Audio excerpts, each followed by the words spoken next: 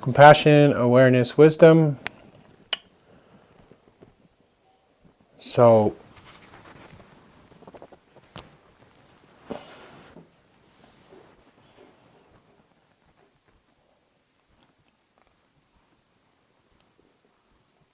there's a couple of things. I think I may have talked about them last week, but an interesting perspective on practice, and it was given by Milarepa, the famous Tibetan yogi. He said there's three aspects to our practice. One is concentration or samadhi, and one is purification, and one is looking at nature of mind. And so the idea is that we begin with the samadhi practice. We can break that down in a lot of different ways. We can also break that down. We could call it mindfulness. I know lots of times I make a differentiation between those two words, but bringing ourselves present, whether it's in an open way or on the cushion. So that's one part of the practice.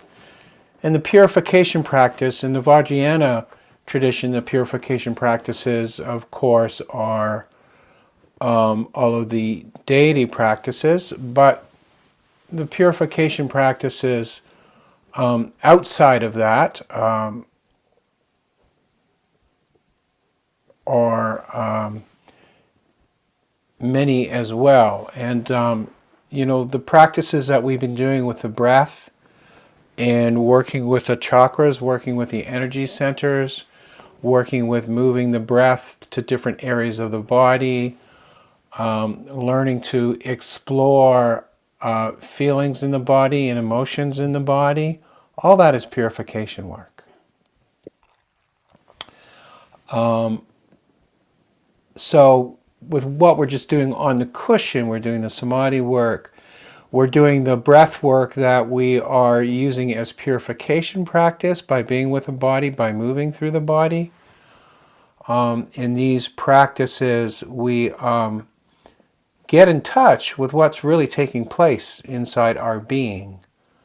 And a lot of times that's not comfortable, but without the purification, we can't come to a meaningful place of being able to really contemplate the nature of mind, to really contemplate in a deep way the nature of our awareness, the nature of our consciousness, the nature of our experience.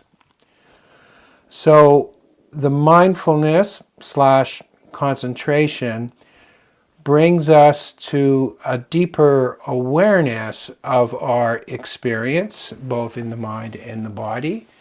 And by applying mindfulness and concentration and specific practices, as well as other things, we start to purify our being.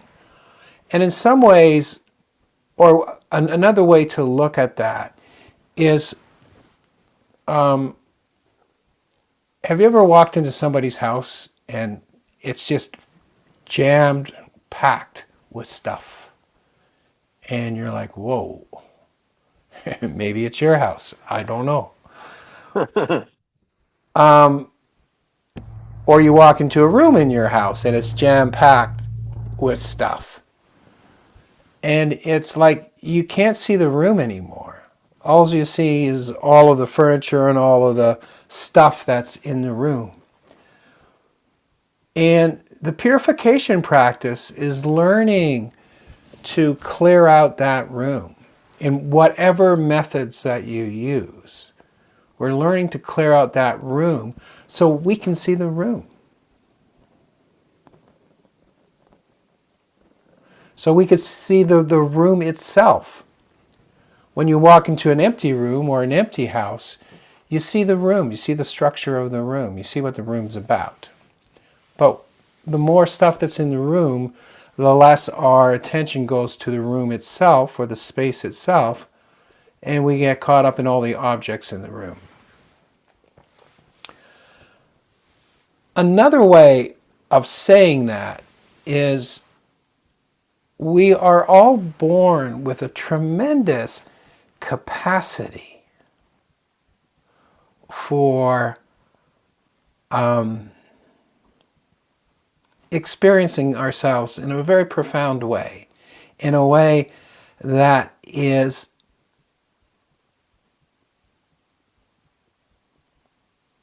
a much purer perception of what's taking place.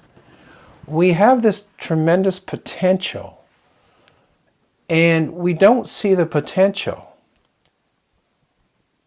because we are caught in all of the stuff that gets in the way of that. We're caught up in all of the furniture. So when you remove the furniture from the room, you can look at the room and see a new potentiality in that room. When you clear your mind to a certain extent, when you purify a certain degree of confusion in your mind and all of the struggles that we work with on a daily basis, when we're able to clear that, we start to have a sense of the potentiality that we have within our own being.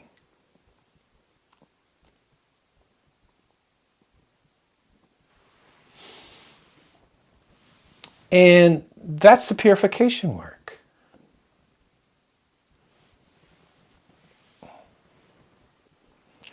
We accumulate so many things as we move through our life, don't we? We accumulate a lot of experiences. We accumulate a lot of ideas about the way things are. We accumulate ideas about who we are, about what we can do and what we can't do, about what kind of person we are. We clog up the room. We clog up the room. And we don't see the potential that's there. And in some ways, the samadhi work and the energy work is giving us a chance to have a glimpse at that potential. There's a description of the nature of mind that says that the nature of mind is empty and luminous. Empty, luminous clarity. And that's the nature of the room. That is what we are when we're not identifying with all the clutter in the room. And what this practice does is it allows us glimpses of that.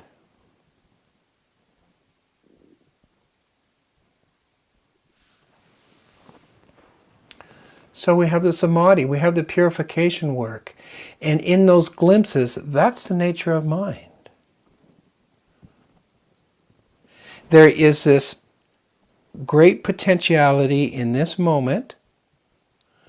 There is this spacious-like awareness, and then there's these objects. But if we know that the objects are empty, and when I say empty, I simply mean they have no fundamental integrity to their being. They're there and they're gone. But we give them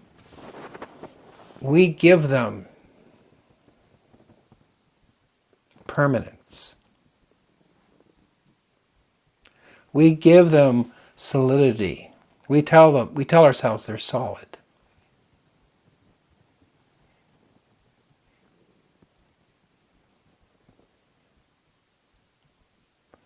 So this empty luminosity, the luminosity part is that things appear. They're there. They're clear. Whatever it is, whatever the object is, whatever the experience is, That's the luminosity. But the experience itself, in its nature, is luminous and loving. It's openness. That's the experience. But we don't see it like that. Because we've accumulated this way of looking at ourselves.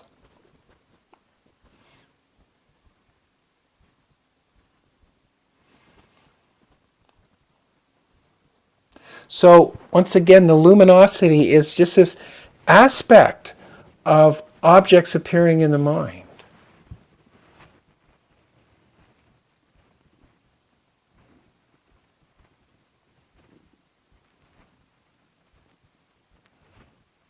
And disappearing.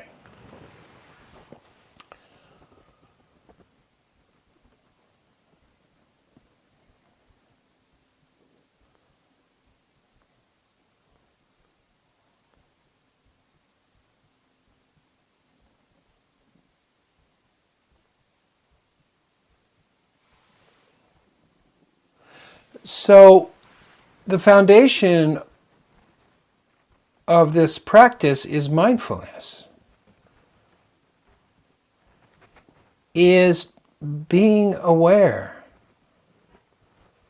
throughout the day of what the mind is actually doing. And coming to that place where we can begin to connect with the spaciousness of the room, the openness of the room.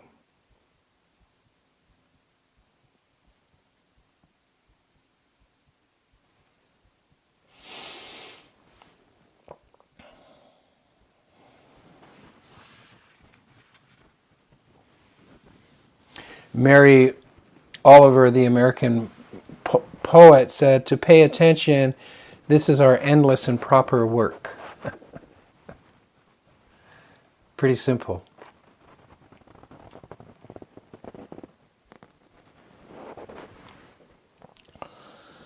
So hopefully at this stage in our practice, that when we do our daily practice, that we are able to have a sense of that openness, that luminosity.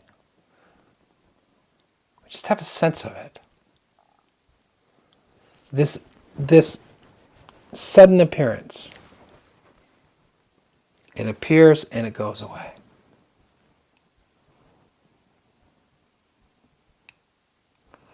And so those corners of ourselves where we feel trapped, those corners of ourselves where we get stuck in rooms, we do this other work to create a foundation so we can move into that room, so we can move into the places where we're trapped, so we can move into the places where there's confusion, and to be with it in a more fuller way. So all the stuff I just said before, this is the practice to strengthen the foundation, to give us an ability to deepen the purification work.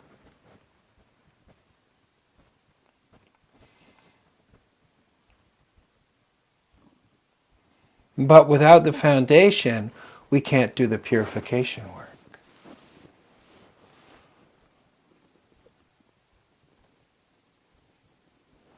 The foundation are all these practices that we're doing.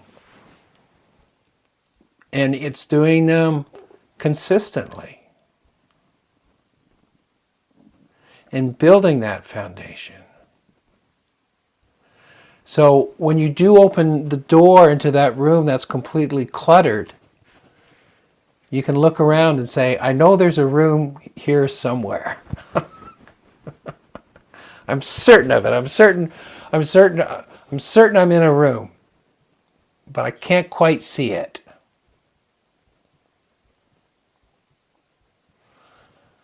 I'm certain there's open clarity, luminosity, and love, but I can't quite see it in this moment.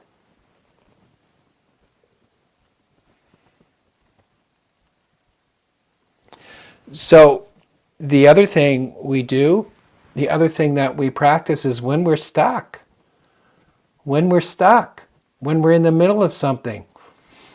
Now, I'm sure you've never heard this before. Let it go. Don't hang on to it. Don't hang on to it. And sometimes that's all we can do.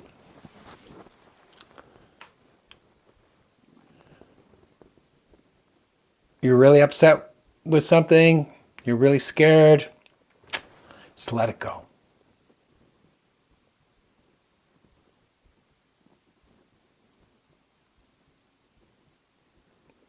Practice that. Really practice that. And of course, there are things that you are not going to be able to let go of. There are going to be things that keep coming back again and again and again. But one day you will let go of it because you will see its nature is impermanent and luminous.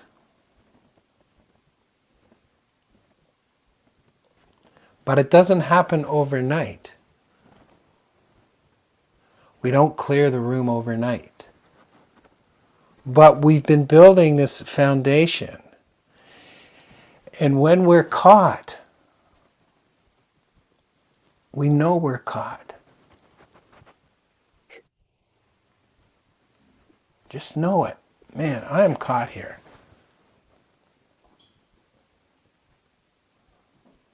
I'm stuck here. And that's okay. Just know it. This room's a mess. But I know there's a room here somewhere. You know there's a room there's space somewhere in this experience. You know there's freedom from this experience somewhere. You know there's grace somewhere. But it's not blind faith. It's because you've been doing the practice.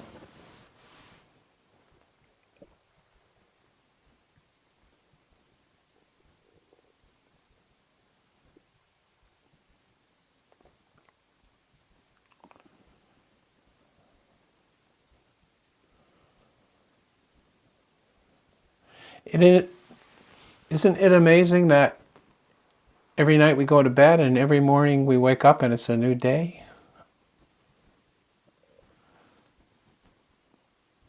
Empty luminosity. There it is.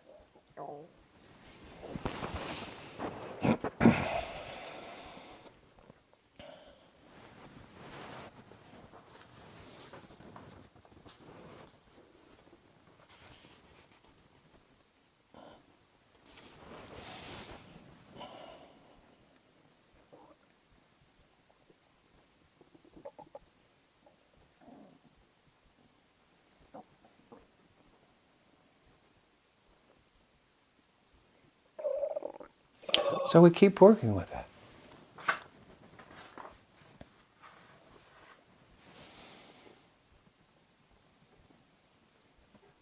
And last week I also spoke about, I spoke about the 6 paramis.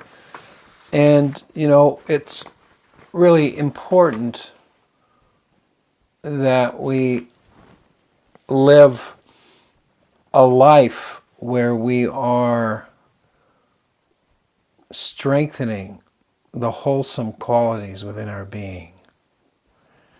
And so in the Buddhist teaching, in the Mahayana teaching, they have the 6 paramis as generosity, ethical conduct, patience, diligence, meditation, and wisdom. So we can always work with these. We can always work with generosity. And generosity is not just giving money to whoever or whatever cause, but it's being generous with your time.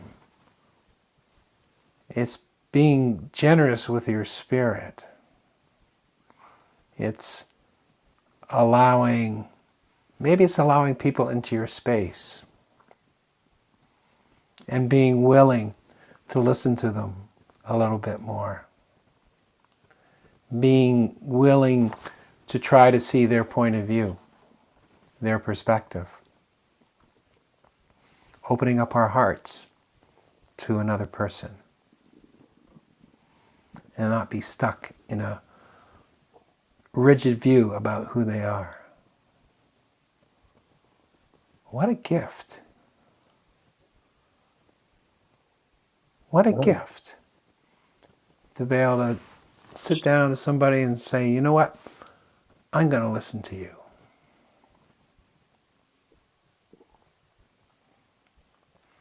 I'm going to make sure you know that you're heard. What a simple thing to do.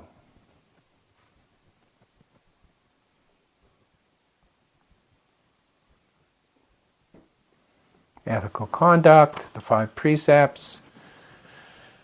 Just trying to live the right way, and not hurt anybody.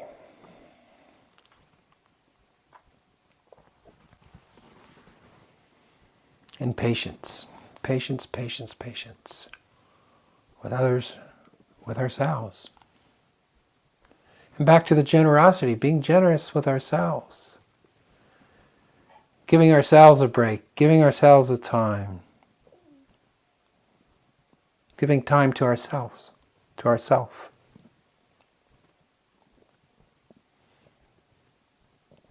Being okay with giving time to ourselves. It's okay sometimes to be selfish. It's okay sometimes to listen to yourself, to do what it is that you need to do to feel good. We can get lost sometimes in this idea of being compassionate and empathetic, but it has to start with ourselves. We have to be compassionate with ourselves.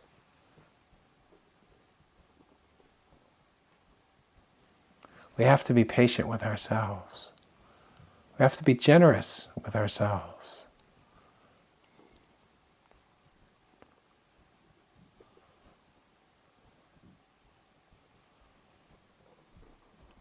All the shoulds and should nots that get laid on us. But see, when the room is not so cluttered, these things are a lot more clear, aren't they? These things are a lot more clear. So, with this practice, the mindfulness / samadhi, the purification, we're uncluttering every day. A good question, a good way to practice that, a good question to ask yourself for a day or a mantra to use. What am I adding extra? What are you adding extra to the situation that's not necessary?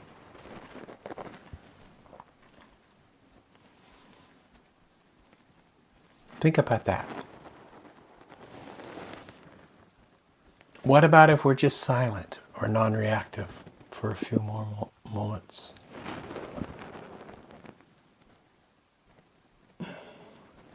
How many times have we laid a whole narrative onto a situation only to find out later it's completely false? Yeah, way Right? too many times. So, what are you adding extra? The room doesn't need any more clutter.